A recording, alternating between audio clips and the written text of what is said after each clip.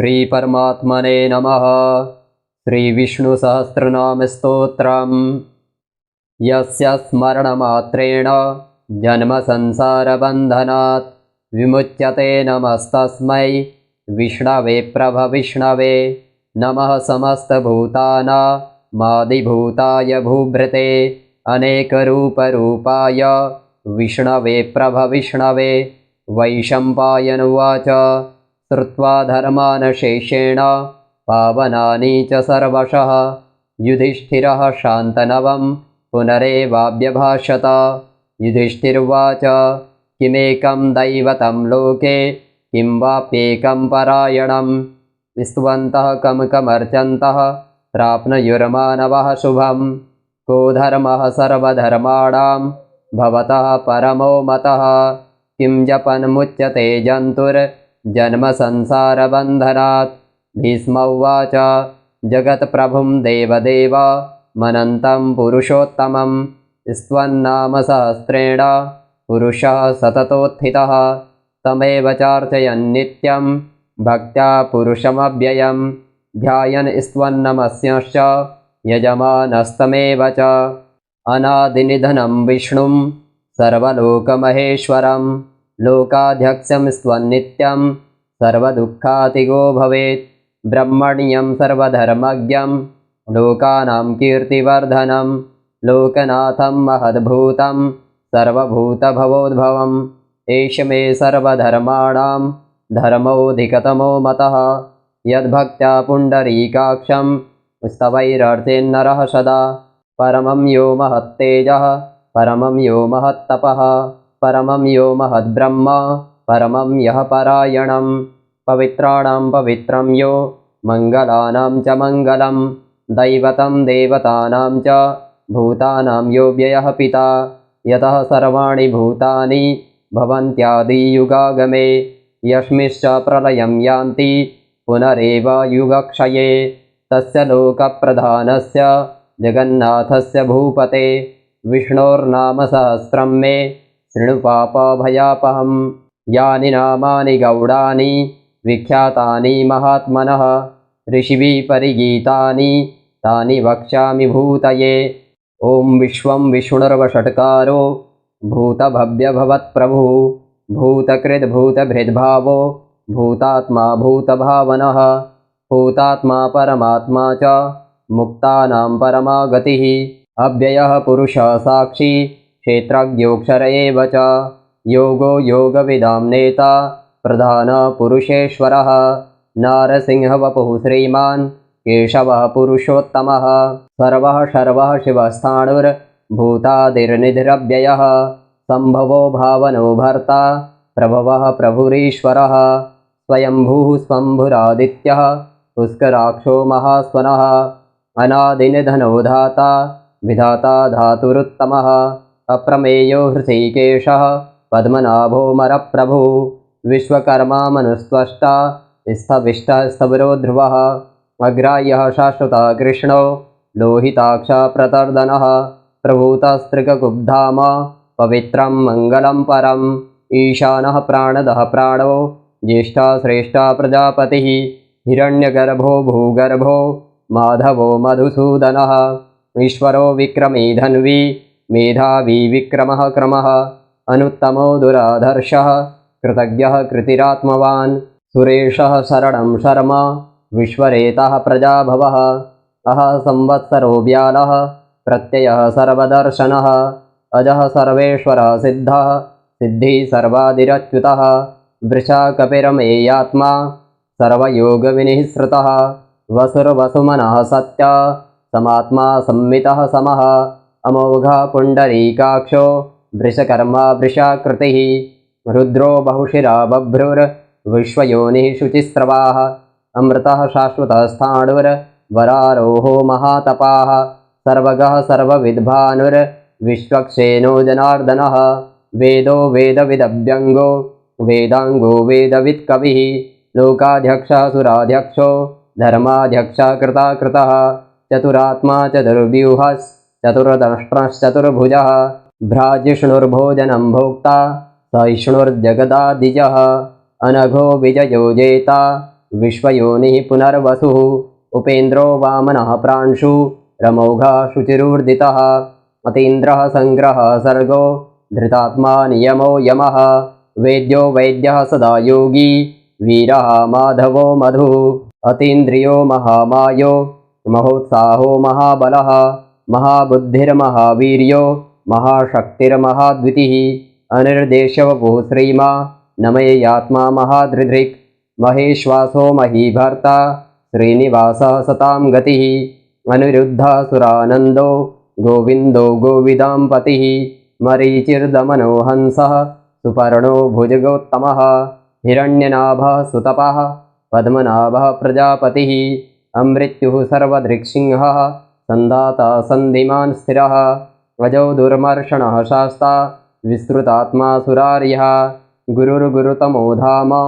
सत्यः सत्यपराक्रमः निमिषो निमिषास्त्रग्वी वाचस्पतिरुदारधीः अग्रणिर्ग्रामणिः श्रीमान् न्यायो नेता समीरणः सहस्रमूर्धा विश्वात्मा सहस्राक्षः सहस्रपात् आवर्तनो निवृत्तात्मा संवृतः संप्रमर्दनः अहः संवर्तको वह्नि रनिलो धरणीधरः सुप्रसादः प्रसन्नात्मा विश्वधृग्विश्वभुग्विभुः सत्कर्ता सत्कृता साधुर्जहनुर्नारायणो नरः असङ्ख्येयो प्रमेयात्मा विशिष्टाशिष्टिकृत्सुतिः सिद्धार्था सिद्धसङ्कल्पः सिद्धिदा सिद्धिसाधनः वृषाही वृषभो विष्णुर्वृषपर्वा वृषोदरः वर्धनो वर्धमानश्च विविक्तः स्मृतिसागरः सुभुजो दुर्धरो वाग्मी महेन्द्रो वसुदो वसुः नैकरूपो बृहद्रूपः शिपिविष्टः प्रकाशनः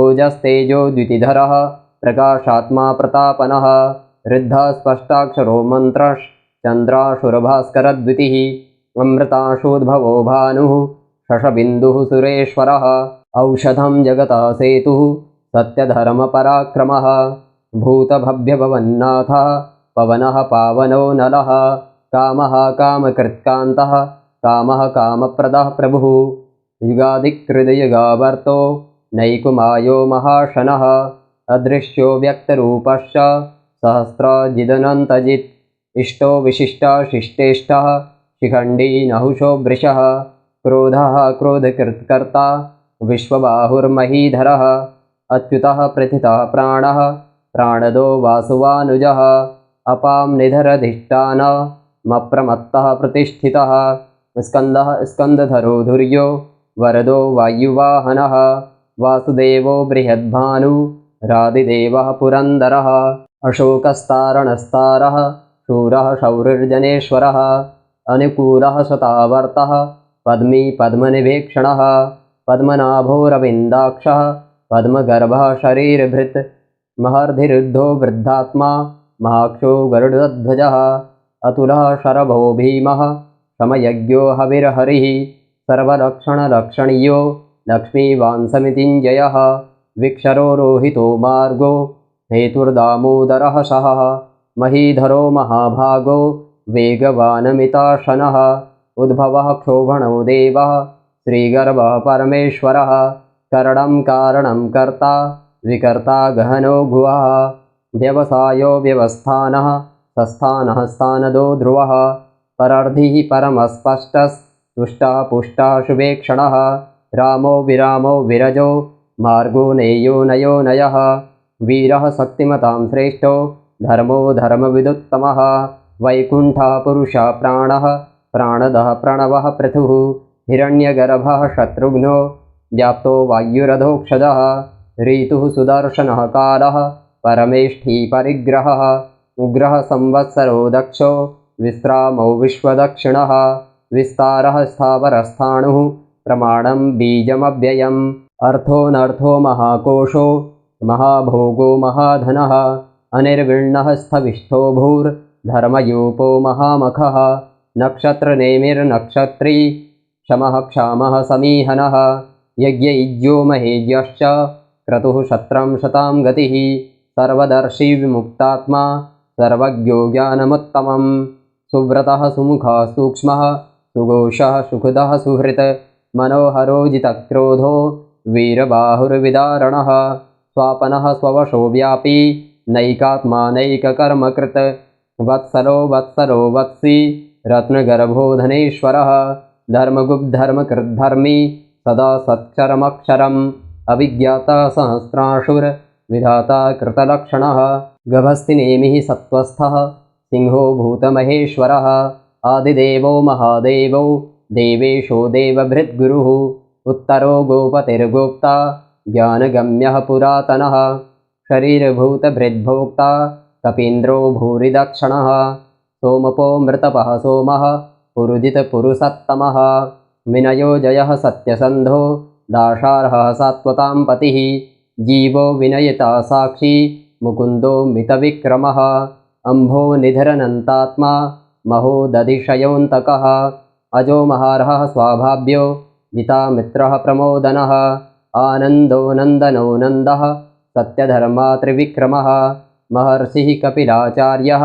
कृतज्ञो मेदिनीपतिः त्रिपतस्त्रिदशाध्यक्षो महाशृङ्गः कृतान्तकृत् महावराहो गोविन्दः सुसेनः कनकाङ्गदी गुह्यो गभीरो गहनो गुप्तश्चक्रगदाधरः वेदः स्वाङ्गोजितः कृष्णो दृढः सङ्कर्षणोच्युतः वरुणो वारुणो वृक्षः पुष्कराक्षो महामनाः भगवान् भगहानन्दी वनमाली हलायुधः आदित्यो ज्योतिरादित्यः सहिष्णुर्गतिसत्तमः सुधन्वाखण्डपरशुर्दारुणो द्रविणप्रदः दिविस्पृक् सर्वदृग्व्यासो वाचस्पतिरयो निजः त्रिशामा सामगा साम निर्वाडम्भेषजम्भिषक् सन्न्यासकृच्छमः शान्तो निष्ठा शान्तिः परायणं शुभाङ्गः शान्तिदः सृष्टा कुमुदः कुवलेशयः गोहितो गोपतिर्गोप्ता वृषभाक्षो वृषप्रियः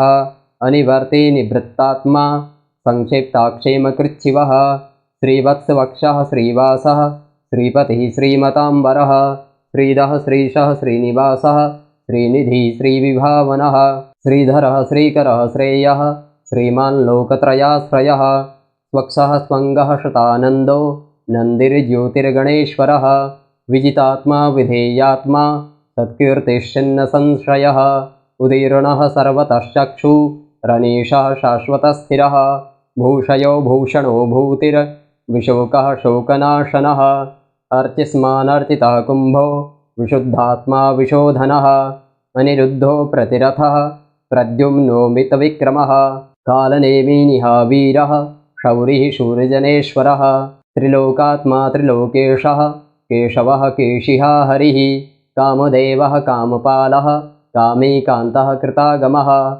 अनिर्देश्यवपुरविष्णुर्वीरोऽनन्तो धनञ्जयः ब्रह्मण्यो ब्रह्मकृद्ब्रह्मा ब्रह्म ब्रह्मविवर्धनः ब्रह्मविद् ब्राह्मणो ब्रह्मी ब्रह्मज्ञो ब्राह्मणप्रियः महाक्रमो महाकर्मा महातेजा महोरगः महाक्रतुर्महायज्वा महायज्ञो महाहविः स्तभ्यः स्तवप्रियः स्तोत्रं स्तुतिः स्तोतारणप्रियः पूर्णः पूरयिता पुण्यः पुण्यकीर्तिरनामयः मनोजवस्तीर्थकरो वसुरेता वसुप्रदः वसुप्रदो वासुदेवो वसुर्वासुमनाहविः सद्गतिः सत्कृतिः सत्ता सद्भूतिः सत्परायणः शूरसेनो यदुश्रेष्ठः सन्निवासः सुयामुनः भूतावासो वासुदेवः सर्वासुनिलयो नरः दर्पः दर्पतो दृप्तो दुर्धरोऽथा पराजितः विश्वमूर्तिर्महामूर्तिर्दीप्तमूर्तिरमूर्तिमान् अनेकमूर्तिरव्यक्तः शतमूर्तिः शताननः एकोनैकः शवः कः किं यततत्पदमनुत्तमं लोकबन्धुर्लोकनाथो माधवो भक्तवत्सलः सुवर्णवर्णो हेमाङ्गो वराङ्गश्चन्दनाङ्गदी वीरः विषमः शून्यो घृताशीरचलश्चलः अमानी मानदो मान्यो लोकस्वामी त्रिलोकधृक् सुमेधा मेधजो धन्यः सत्यमेधाधराधरः तेजो वृषो जितिधरः सर्वशस्त्रभृताम्बरः प्रग्रहो निग्रहो व्यग्रो नैकशृङ्गो गदाग्रजः चतुर्बाहुश्चतुर्व्यूहश्चतुर्गतिः चतुरात्मा चतुर्भावश्चतुर्वेदविदेकपात् समावर्तो निवृत्तात्मा दुर्जयो दुरतिक्रमः दुर्लभो दुर्गमो दुर्गो दुरावासो दुरार्यः शुभांगो लोकसारंगः सुतन्तुस्तन्तुवर्धनः इन्द्रकर्मा महाकर्मा कृतकर्मा कृतागमः उद्भवः सुन्दरः सुन्दो रत्ननाभः सुलोचनः अर्को वाजसनः शृङ्गी जयन्तः सर्वविजयी सुवर्णबिन्दुरक्षोभ्यः सर्वभागीश्वरेश्वरः महाहृदो महागर्तो महाभूतो महानिधिः कुमुदः कुन्दरः कुन्दः पर्जन्यः पावनो नीलः अमृताशोऽमृतवपुः सर्वज्ञः सर्वतोमुखः सुलभः सुव्रतः सिद्धः शत्रुजिच्छत्रुतापनः न्यग्रोधोदुम्बरो श्वस्थश्चाणूरान्ध्रनिषूदनः सहस्रार्तिः सप्तजिह्वः सप्तैधः सप्तवाहनः अमूर्तिरनघोचिन्त्यो भयकृद्भयनाशनः अणुर्बृहत्कृशस्तूलो गुणभृन्निर्गुणो महान् अधृतः स्वधृतः स्वास्यः प्राग्वंशो वंशवर्धनः भारभृत्कथितो योगी योगीशः सर्वकामदः आश्रमः श्रमणः क्षामः सुपर्णो वायुवाहनः धनुर्धरो धनुर्वेदो दण्डो दमयिता दमः अपराजितः सर्वसहो नियन्ता नियमो यमः सत्त्ववान् सात्विकः सत्यः सत्यधर्मपरायणः अभिप्रायः प्रियार्होरः प्रियकृत्प्रीतिवर्धनः विहाय सगतिर्ज्योतिः सुरुचिर्हुतभुग्विभुः रविर्विरोचनः सूर्यः सविता रविलोचनः अनन्तो हुतभुग्भोक्ता सुखदो नैकजोऽग्रजः अनिर्विण्णः सदामर्षि लोकाधिष्ठानमद्भुतः सनात्सनातनतमः कपिलः कपिरप्ययः स्वस्तिदः स्वस्तिकृत् स्वस्ति स्वस्तिभुक् स्वस्तिदक्षिणः अरौद्रः कुण्डलीचक्री विक्रम्योर्जितशासनः शब्दातिगः शब्दशः शिशिरः सर्वरीकरः अक्रूरः पेशलो दक्षो